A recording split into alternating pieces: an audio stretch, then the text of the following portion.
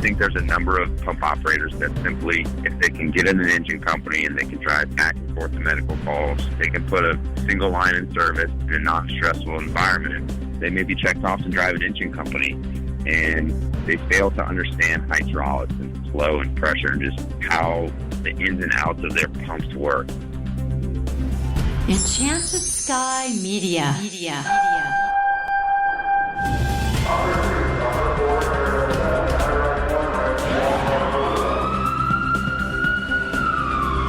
From the Federal Resources Studio, this is Code 3, the Firefighters podcast, hosted by award-winning journalist Scott Orr. Code 3 features interviews with leading members of the fire service, discussing firefighting strategy, tactics, and other topics you need to know more about. Now, here's Scott. That's right, and I will not let Parkinson stop me. Thanks for being with me again here on Code 3. This is the show for and about firefighters. We're informing and entertaining members of the fire service, just like you, from coast to coast. Sometimes it seems that engine companies don't always get the respect they deserve. It may be rescue squad crews or truckies that feel engine crews have a simple job. Just put the wet stuff on the red stuff. But today's guest says he's seen those guys have a change of heart when they pay attention to what engine companies really do. Jarrod Sergi is a lieutenant with Norfolk Virginia Fire Rescue. He's been in the fire service for close to 18 years and has served in one of the city's busiest engine companies. Jarrod's also served a tour in the training division as a fire academy coordinator, and he's assisted in the development of several department-wide and regional training programs that included both engine and ladder company operations and fire dynamics. He owns Trial by Fire. Its goal is to stomp out mediocrity. And Jarrod Sergi joins me now. Welcome to Code 3. Thanks for having me, Scott. I appreciate it. So let's get right to it. Why do some firefighters downplay the skills required to work on an engine company? It's always hard to say. I think it comes down to mindset. I think there is a marginalization that takes place throughout some organizations. You said, hey, you mentioned it earlier at the start of the podcast.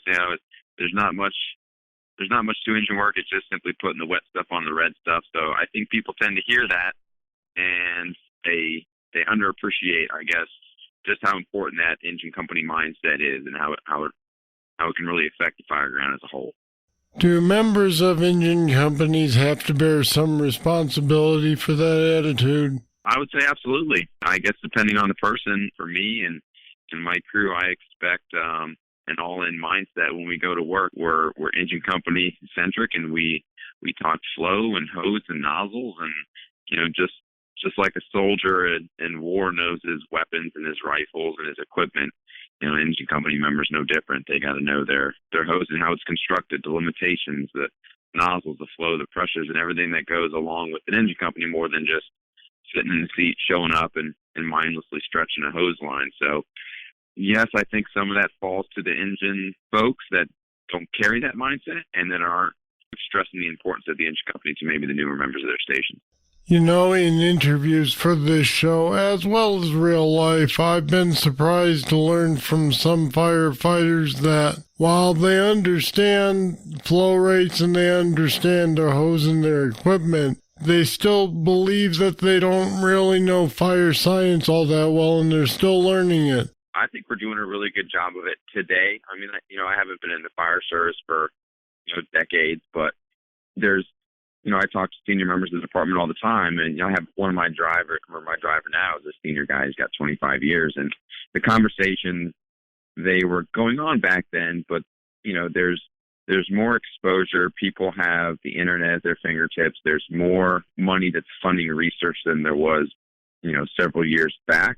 I think we all still have a lot to learn, but I think we're doing a better job understanding fire dynamics and understanding fire research and fire behavior and things like that. How much does a lack of training on the basics, like stretching a hose, affect fireground operations?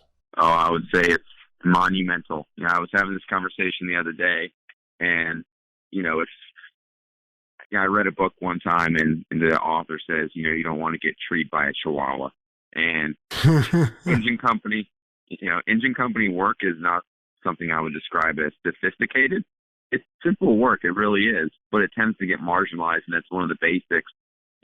Stretching the right size hose lines to the right place. If you don't practice those basic skills over and over again, and stretching the line off an engine is an easy target. Something as simple as hydraulics and pump operations. We could take a look at fires gone bad, and the way my brain works is, we'll be sitting around a group of tables and a post-incident analysis, and we'll try to, we're scratching our heads trying to figure out how this fire went wrong. A lot of times it points right back to that first arriving engine, the engine company crew's mindset, how they deployed their line, how they pumped that truck properly. Did they underpump it? Was it underflowed? So all those things go back to training and mastering, or at least certainly trying to master those basics of the engine company. So goes that first two engine, goes the fire. What impact do you believe that the fact that we don't have a lot of structure fires have on training for younger guys these days? I think certainly any, experience is obviously the best teacher. And, if where you work structure fires are down, then you have to make up that lack of experience with training. There's really no other way. You can't just sit around and hope that you're going to go to a structure fire every other day if you work in a place that doesn't get them. That's just simply not going to happen. So we have to bridge that gap of lack of actual experience with relevant and realistic training. That's the only way. I'll be back with more right after this. When that call comes in and you rush to head out, the last thing you're thinking about is your safety. But your safety is all Federal Resources thinks about. At Federal Resources, we work to make sure that every responder is equipped, trained, and ready to come home safely. You look out for everyone else. Let us look out for you. Learn more at federalresources.com.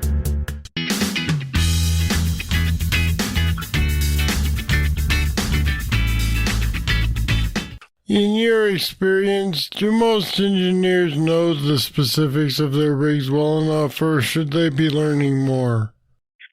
It's funny. I feel like maybe you were riding listening on my conversations yesterday at work. I think it's down, to be totally honest with you. I think because we have such good engineering and technology in our apparatus, I think the pump operator, I don't want to paint everybody with a broad brush, but I think there's a number of pump operators that simply, if they can get in an engine company and they can drive back and forth to medical calls, they can put a single line in service in a non-stressful environment, they may be checked off to drive an engine company, and they fail to understand hydraulics and flow and pressure and just how the ins and outs of their pumps work. And I do think that there is a lack of understanding of fireground hydraulics, and I think it's going away because of, frankly, some people taking shortcuts on checking people off the drive, and then just the engineering and the technology. Just to give you a specific example, we were doing some training the other day on our automatic pressure governors for our truck, and that specific governor has a preset option where if somebody stretched a hose line, they can hit the preset button, and it automatically drives up and delivers a certain amount of pressure or flow depending on how your truck's set up. So somebody who just relies on something like that and doesn't understand hydraulics, when things go bad, they may not be able to troubleshoot or understand what the pump is actually doing, or how they can get water in the pump, or why they're not getting water in the pump. So those things on those apparatus or tools, just like a Halligan bar, you got to know when to use it, and you got to know when to go back to the fundamentals and not rely on that technology. It sounds like a case of knowing what to do, but not knowing how it works if things go wrong. Exactly right. Yes. Now, what do you think of training evolutions where the rig pulls up, they stretch one line, they put out the fire, and that's it? So you're talking about kind of diversifying your training as far as well, I only stretch the crosslay, in training. I see that a lot, where an engine company will pull around the back of the station, they'll go somewhere, and they'll only stretch the crosslay, or maybe even they have several crosslays, but they usually only target one. I think you have to diversify that portfolio. Get out there and stretch your crosslays, absolutely, but stretch off the back, stretch the 2.5. If you have leader lines or long lines, stretch those and practice. And then again, we just talked about it. Don't forget that pump, right? Include regular pump operation drills. We have 2-minute drills that we call them, where we'll stretch lines off the truck, and the pump operator has to get a water supply and filling his tank within under 2 minutes of that line being stretched and flowing. So, again, all things engine company, and depending on where you come from and how your staffing levels are, that might be a whole heck of a lot. Definitely pull every line off your truck. Maybe not all on the same day, but rotate that through your training calendars. It occurs to me that actually, if your crew does the job right, they make it look easy, so those truckies or rescue crew members may say, oh, it's no big deal, because they made it look easy. That's right. That's right. And hopefully that's what we're going for, right? If we go in there and we do an outstanding job, that's what we want. We want people to look at it and say, man, these engine guys made this look too easy. That's the goal. All right, Jarrod Sergi, thanks for talking with me today. All right, Scott, I appreciate it. Thank you, sir. And we put some more information about building a strong engine company culture and Jarrod's trial by fire on our website at code3podcast.com/engine company. Check it out. And now it's time for trivia. A well-planned hose and nozzle combination should deliver how much pressure with relatively low friction loss? I'll have the answer right after this. If you like Code 3, you'll love the Code 3 Bull Session. It's more discussion with our guests on any topic. Sometimes it's serious. Sometimes it's not so serious. But it's only available to patrons of Code 3. Find out what you've been missing. Go to code3podcast.com/support. Pledge just $10 a month to support Code 3, and you'll get immediate access to all the Bull Sessions in our library and future interviews as we post them. Become a patron today, support the show, and get access to the Code 3 Bull Sessions. Here's your trivia answer. A well-planned hose and nozzle combination should deliver between 150 and 180 gallons per minute with relatively low friction loss. All right, that's it. That's all for this edition of Code 3. Thank you for listening. I'll be back next time with more, and I sure hope you'll be here with me. I'm Scott Orr, and until then, I'll see you later. Code 3 is made possible through the generous support of Federal Resources. Visit them at federalresources.com. This show is a production of Enchanted Sky Media. To contact us, get more information on today's show, or to subscribe to the podcast, go to code3podcast.com.